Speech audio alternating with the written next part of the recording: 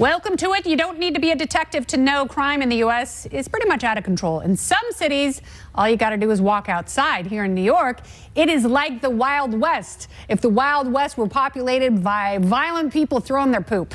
Caught on camera setting a restaurant on fire after they reportedly screwed up his rice order. That man's name is Brian Brenberg. Sorry, it's not true. It's not true.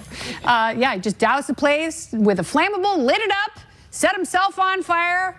But because of the crazy bail reform laws here, back on the streets in no time. So just think about that. An accused arsonist allowed to walk right out of jail. Never mind that most crime is up. Never mind criminals now pretty much on the streets. Never mind the residents are terrified. It's just a perception. That's all it is. Mr. Mayor, your ridiculous Jedi mind trick, it doesn't work on any of us because we know crime is on the rise. It's not just here. Chicago, also a mess. So is LA and most other major cities. And in San Francisco, forget about it. They don't even say that there. They're like, oh, forget about it. Yeah. It's like, I don't know what it means. So, Matt, I will start with you because in 2013, I was in the city. We were working on a show. It was 9 o'clock at night, and I called you and said, Matt, is it safe to run in Central Park? And you said, absolutely. This is the safest big city in the world. There is no way in HE double hockey sticks I would run in Central Park at 9 o'clock at night. For the mayor to say there are 3.5 million people in the city, what, 9 subway deaths? That's nothing. That's practically nothing. But to their point, it is something. If it feels like it's something and you see the kind of people around you who are the ones, Matt describes them as mumblers. The mumblers walking around, those are the ones who are pushing people into subway tracks. Those are the ones who are jamming garden shears into women's heads. So it's saying, 3.5 million people, that's 3.499999999 million who didn't get attacked. That's not enough. There are too many New Yorkers like Carol Markowitz who picked up their family and moved to Florida. That's a really easy thing for people to do if they can work from elsewhere. Why would you want to withstand this with high taxes and high crime? And schools that don't work. I mean, the New York City school system has lost 10% of its students in 2 years. Yeah. What's the highest value amount, something you found this season? Something we found is worth about $60,000. Nice. Yes, but something else we found, the price on it would be much higher than that. Like what? How much higher? Like $1 billion? Add at least 1 zero, and yeah. Now you're talking some real money. We didn't have the tools that may be, coming to an episode near you of how, now what? There's some things you find. So like you found a meteorite and you went to grab it with your hands and it turned to dust? No, we got that. Okay. We got that. But it did cross my mind that this is how horror movies start off. You put it up to your ear and something crawls out. Isn't that Creepshow? Yeah. Where all of a sudden he's covered in green, like he touches a meteorite and then he's like covered in green and I was actually concerned. I thought later on tonight I'll wake up. Oh. Yeah. And then, I remember that scene. Woo! All right, people are going to watch tonight. They can't wait. They love you guys. Will you ever auction off the beards for charity? He did once. I did it once. See? So exactly right. I may do it again if the price is right. Your heart and your beard are in the right place. Gentlemen, thank you so much. Cannot wait to watch as soon as the show is done. Duck Family Treasure. It's Thursday nights right here, 8 p.m. Eastern, 5 in the West, the Fox Business Network, and the Topical Storm is next.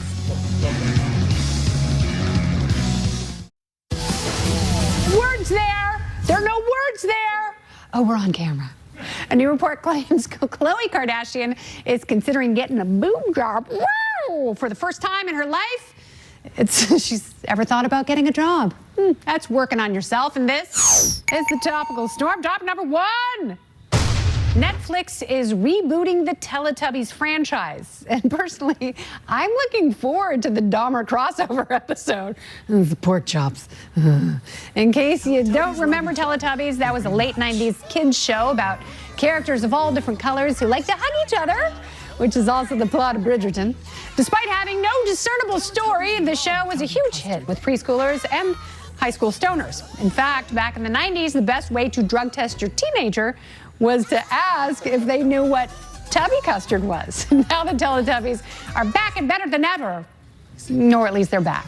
Along with the tiny Tiddly-Tubbies, which some fans say are the Teletubbies' offspring. So it turns out these goofballs have been fooling around with each other a little bit more than we thought, and on the side,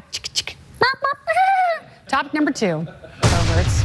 An aerospace company has announced plans to clean up space debris using a giant claw. In fact, the company expects that by 2026, that claw will have grabbed more junk than Andy Dick. That's a white claw. Check it out. It's the Space Claw, ideal for grabbing dead satellites, defunct rocket thrusters, and arcade teddy bears.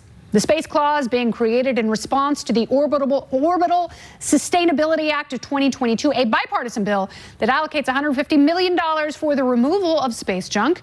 The U.S. Congress says it's vital to clean up outer space, just in case someone from Ukraine wants to go there one day, but also because the clutter in low orbit Earth poses a threat to new satellites that have to make wild maneuvers to avoid crashing into garbage. So it's basically like driving through New Jersey. The United Kingdom has also announced a similar initiative to clean up space junk, but it's unclear if that plan will go forward under Prime Minister Kanye West. He got the job, by the way. Congratulations. Topic number 3. A New York City shopping center held a party to celebrate the 50th anniversary of the Rubik's Cube, and ironically, it was attended by mostly squares. Yeah, this is the scene at the Rubik's Cube anniversary party where puzzle lovers gathered for Speed Cube and Blindfold Cube challenges. I haven't seen so many shapeshifters in one room since that Democrat National Convention. The party was attended by Erno Rubik, the inventor of the Rubik's Cube, who gave a speech to a group of distracted children. And now he knows what it's like to be the executive producer of the Kennedy Show. Hey, that's me. But the highlight of the day was this robot that could solve Rubik's Cubes using artificial intelligence. This isn't the first Rubik's solving robot, so it's not exactly virgin territory, except for the fact that everyone in the room was, in fact, a virgin. Yeah, because there were no Teletubbies there. Perverts, all of them. Topic number 4. It is Thirsty Thursday, and just in time for Halloween, here's a spirit that will haunt you. Arby's is launching a bourbon. Yeah, that's smoked the same way they smoke their meats in a crowded sauna at the YMCA. This is Arby's bourbon, smoked just like they smoke their brisket with hickory, pecan, and mesquite, as opposed to their roast beef, which is smoked with mosquitoes. The bourbon's bottled by Brain Brew, a distillery in Ohio, but of course the chemical formula was designed by the Wuhan Virology Institute of China. This is an Arby's first foray into the alcohol business. Last year, the fast food chain created a vodka that was flavored like their curly fries. You might have seen it featured on this show or on the sidewalk after someone who works on this show drank it and threw it up. But this time, Arby's says they're focused on quality with the goal of giving their customers a high-end whiskey at discount prices, because the only thing that should go broke from drinking bourbon is your liver, and that's one to grow on. Topic number 5, you're going to have to regrow it with a living donor. Speaking of broke drunks, time to hear from you. This is viewer mail. Mel starts us off with, at Kennedy Nation, you carry no professionalism and lack basic manners. Go suck it like your mom sucks the ball she carries in your bag. Is that professional enough for you? Dave writes, you are too much. Put that in your pipe and smoke it. Pipe in a crepe, cigar and a waffle. Porcelain chimes in with, Kennedy, you know nothing. Nah, nah, nah. That would be Socratic wisdom, and that means I know everything. Kim leaves us with, at Kennedy Nation, I'm dressing up like you for Halloween. Well, don't forget this. Thank you for watching the best hour of your day. You can follow me on Twitter and Instagram at Kennedy Nation, Facebook, Kennedy FPN, email KennedyFPN@FoxBusiness.com. Oh my garden. Subscribe to my podcast, Kennedy Saves the World. Spotify, Apple Podcasts, FoxNewsPodcast.com. Go get it there. Can't watch a show? Kennedy DVR it. Make every day a Kennedy. I'm going to keep doing this because I got 5 seconds. Yeah, 5 seconds. Chicken lady, yeah.